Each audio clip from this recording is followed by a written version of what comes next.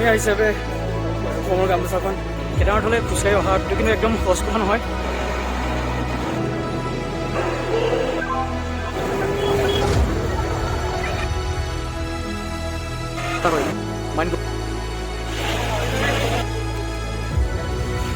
কেনেকৈ আৰু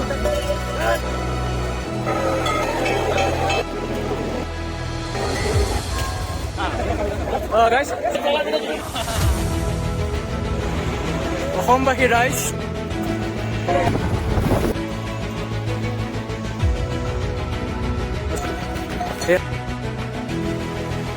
ইমকুন চাহেব ফ্লাৱাৰ পৰা আমি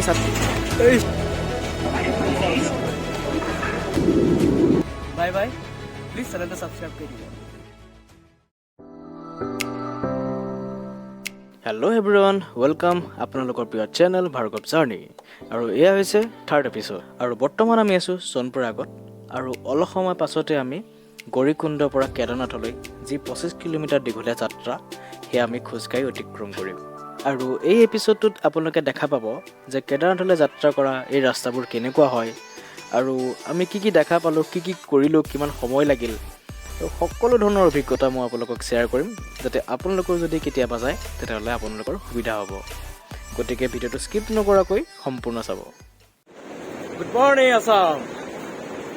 ডে 5, 11 ছেপ্টেম্বৰ। আমাৰ কেদাৰনাথৰ কাৰণে জাৰ্ণি আমাৰ ষ্টাৰ্ট হৈ গ'ল। আমি 5:30 বজাৰ পৰা ষ্টাৰ্ট কৰিছোঁ।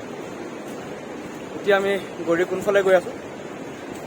তাৰপৰা আমাৰ ফুল ট্ৰেকিং ষ্টাৰ্ট হ'ব আৰু দিয়ক ব'লক মোৰ লগত।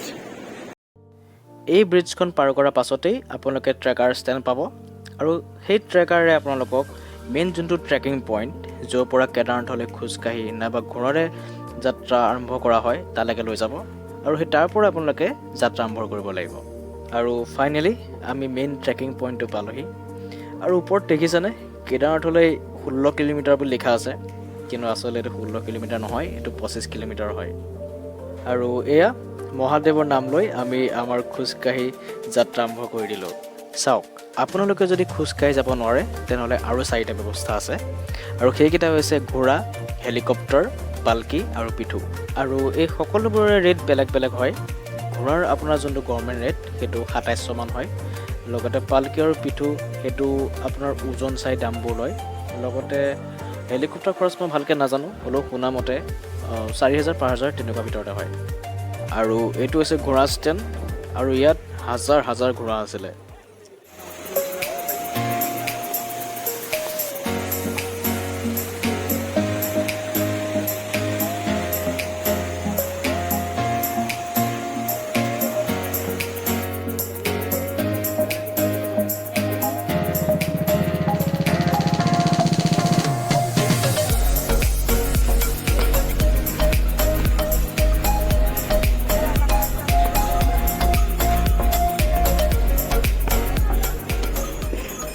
যদিও এটা বহুত দীঘলীয়া যাত্ৰা আৰু আমাৰ বহুত বেছি কষ্ট হৈছিলে, তথাপিও ইমান ধুনীয়া প্ৰকৃতিৰ মাজত আৰু ইমানখিনি ভক্তৰ মাজত এটা পবিত্ৰ স্থানলৈ গৈ আমি বহুত বেছি লাকি অনুভৱ কৰিছিলোঁ।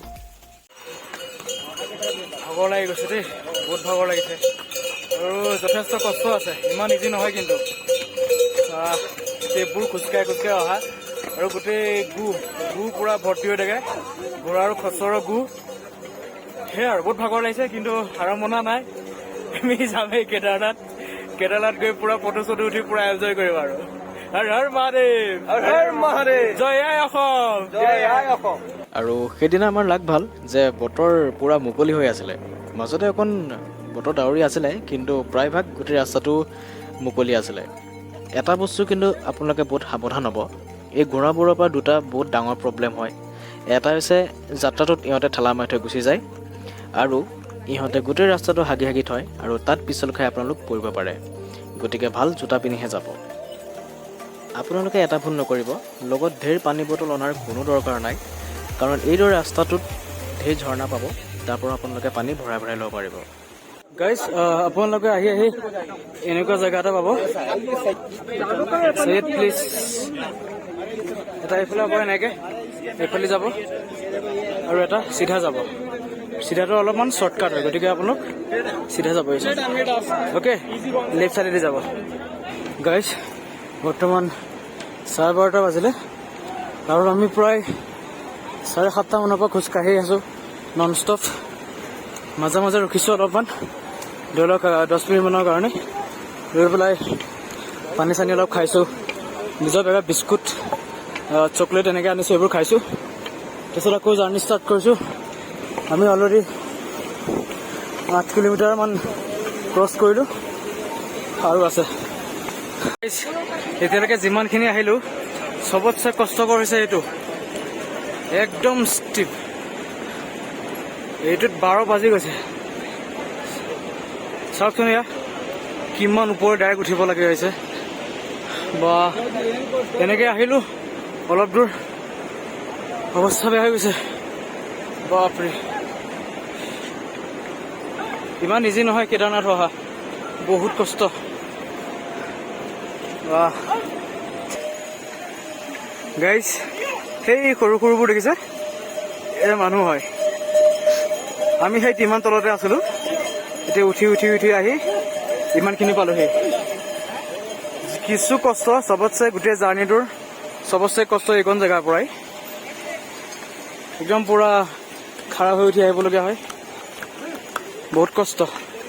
এই ঘোঁৰাবোৰে যে মাথা বেয়া কৰি দিয়ে, ঠেলা হেঁচা ঘোঁৰাবোৰে ঠেলা মেলা কৰি দিয়ে, আৰু গোটেই গোন্ধ, গোটেই গু ভৰ্তি সিহঁতৰ গোটেই ৰাস্তাটোত, একদম মাথা বেয়া কৰি দিয়ে পুৰা। অসমবাসী ৰাইজ, যদিও বহুত ভাগৰ লাগিছে, কিন্তু কিবা এটা বহুত মজা লাগে। জীৱনত প্ৰথমবাৰ ইমান খোজ কাঢ়িছো নেকি। এইকেইটা আগতে পাই